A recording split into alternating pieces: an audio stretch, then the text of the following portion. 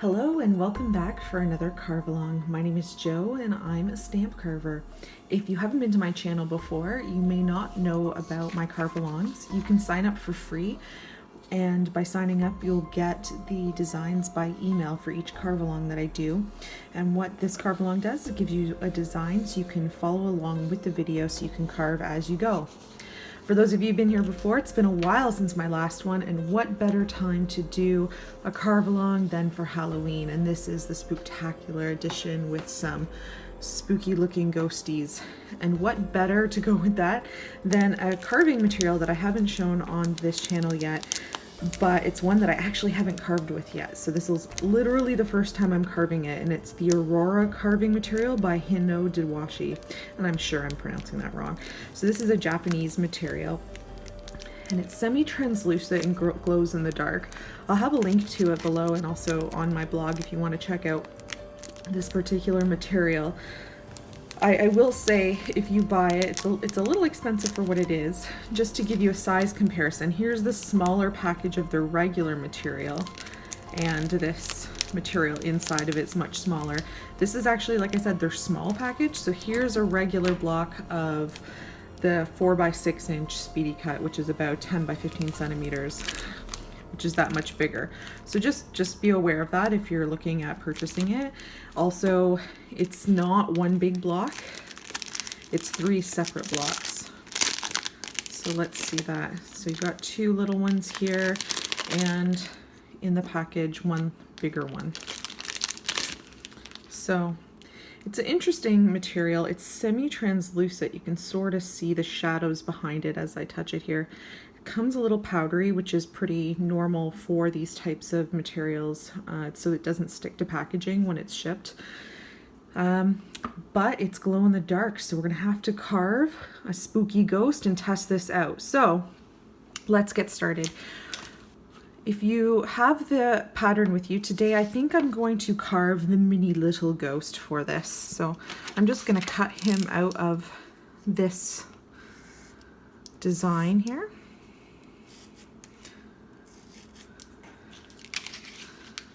Now, in order to transfer on this material, because I haven't tested out some of my other transfer techniques, what I'm going to do is I'm actually going to use pencil to try to transfer this. So if you already have a design and you haven't carved before, this is the easiest way to get started with stamp carving and put a tracing onto the rubber so you know what to carve. Now, because this one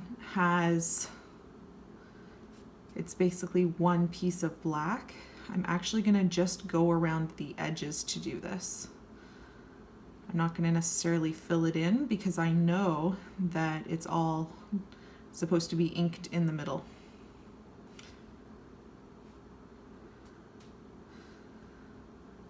So I'm using here just a regular pencil.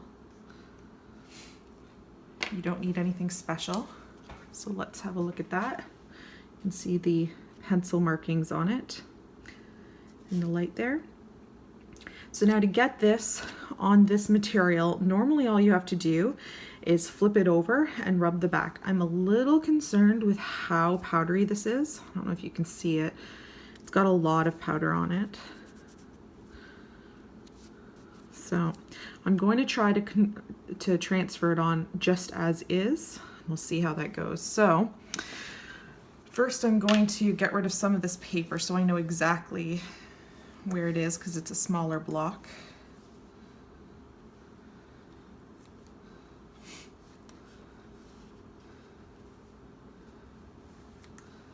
I love trying out new carving materials, and I feel like they always have really cool stuff in Asia for stamp carving. We don't always have it here. So that's gonna fit. I'm just gonna flip it right over. So all those pencil marks that I put on there just now are facing down. You might not be able to see it on camera, but I can actually see the little ghosty through this. And then what you need is something hard. If you have like a book folder or a paper folder, you can use that. I'm sorry for the shaking if you're seeing that. My camera's literally on the table.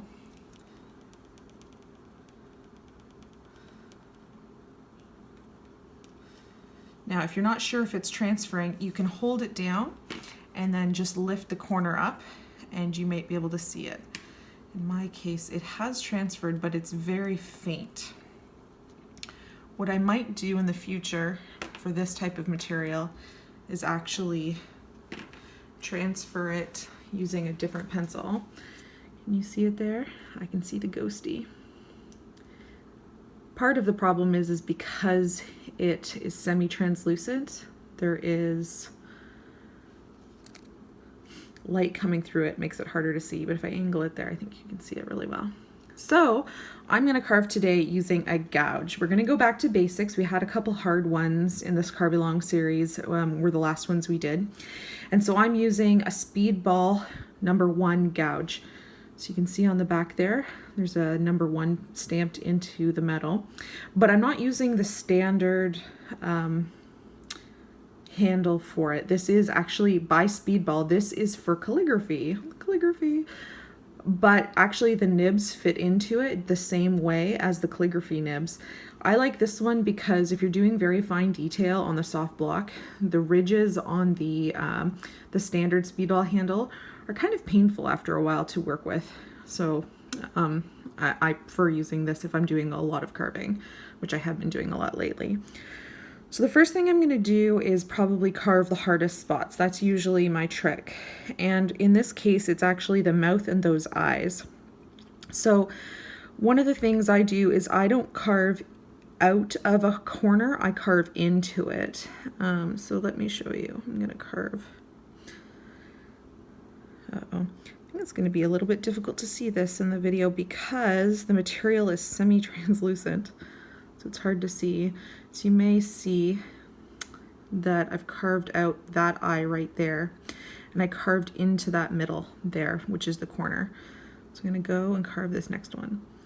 Now, like the other Hino-Dawashi material and like the seed type rubbers, this is nice and soft. So if you're a lino carver and you're looking at this going, oh my God, she's carving in her hands, she's going to lose a finger, I assure you this is very soft, and I'm hardly using any pressure to make the carving. So there. Now, if I shine with the light there, can you see the difference there?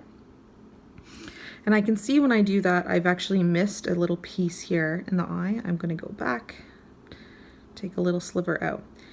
Now the key is with the stamps is carve less. Less is more, because you can go back after and cut more out. Once you cut it out, there's not much help for it.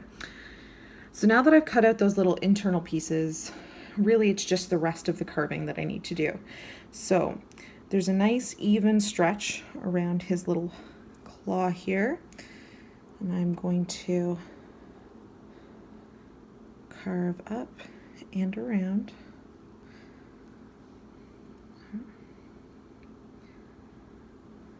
One of the hardest things I ever do in carving is trying to carve on camera, because I don't have my normal setup. It's a little strange trying to monitor what I'm filming and what I'm carving. So there, you can sort of see I've made the big line when I shine it in the light there. And I'm going to turn it around, because out from those little finger claws, so you can tell what I'm doing, in the internal parts of those claws, I am going to carve from the middle out instead of the out in, like I did for the other piece. So I'm going to put the corner right there, cut to the side like that, do it again to round out the next finger. Wahaha. So do you see that? Do you see the finger right there? So you do it again. Another finger. And the third finger, because ghosts only have 3 fingers. We all know that. So let's see if you can shine a light. There, you see that? So now I need to put his little arm in place and carve down into his sheets there. Now when you do that, see his fingers come over to the side. I'm actually going to take a little of that tip off because that didn't exist in the other piece. Now, these little, the little shreds coming off of his little ghostiness, just like the fingers, I'm going to start at the top of those and carve down to get those. And you don't have to worry about being perfect. So if you've never carved a stamp before, don't worry about it. You literally can't go wrong. And part of the problem with carving a new design often is that you can't, your brain doesn't reverse it while you're carving it in your mind's eye. So you think, oh, it looks terrible, and then you go to stamp it and you think, oh wow, it's way better than I thought. So just take those pencil marks as a guide. Don't feel that you have to follow them identically, because the good thing about a ghost is that those little feathers coming down are really however you want them to look.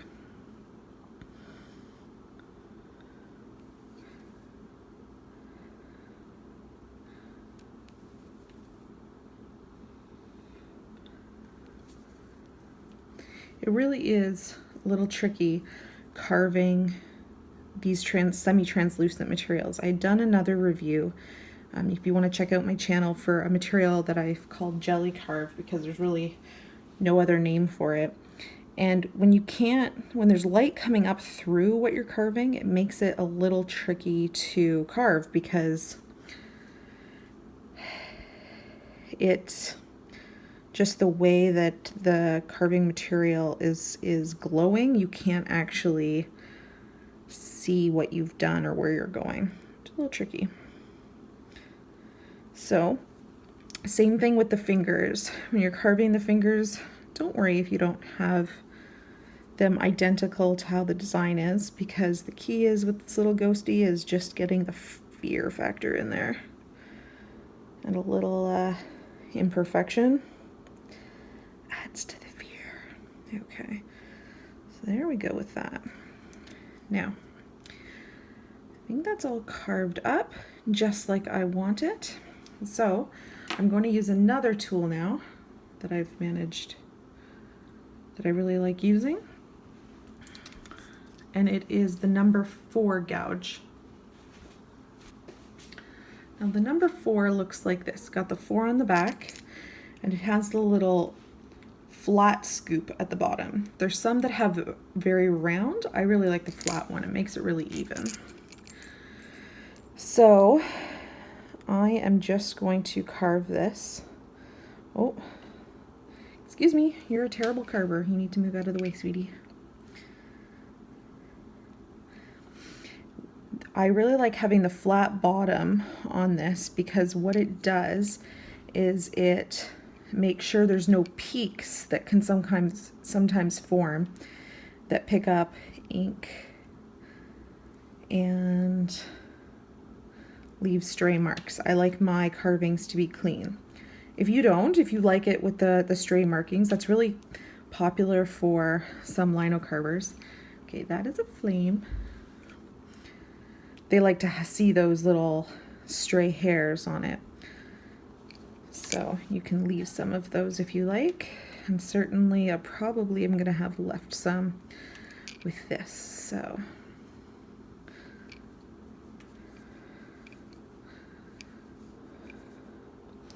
again, if you're looking for some of these tools, including that handle, I'm going to try to put links below, and check them out.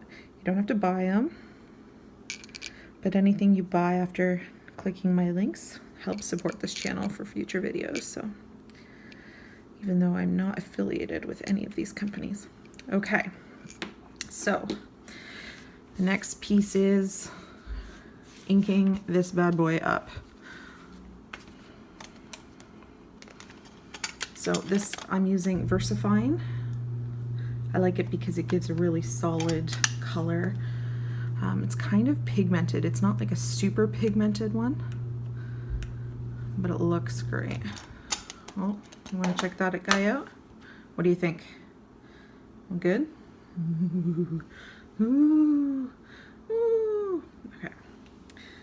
Cat fur is not good in a stamp print, but we'll try this. Great. So you can see what I mean by the extra stray marks. So I will point with this right here and here, a little bit in there, little edge here and there. Those little guys, I don't really enjoy them in my prints, so I'm actually going to go in and clean the carving up and remove those. So I'm going to do that with just my gouge chip like before. And now that it's inked up, very easy to see.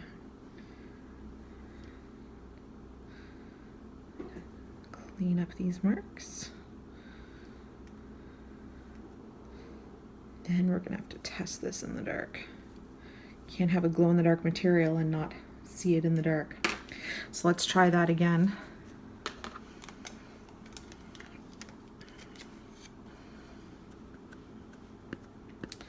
Well, I have to say, like, I haven't tried this material yet. It inks up really nice. Sometimes if the materials have too much, you know, for lack of a better word, plastic in them, the ink might bead up on it.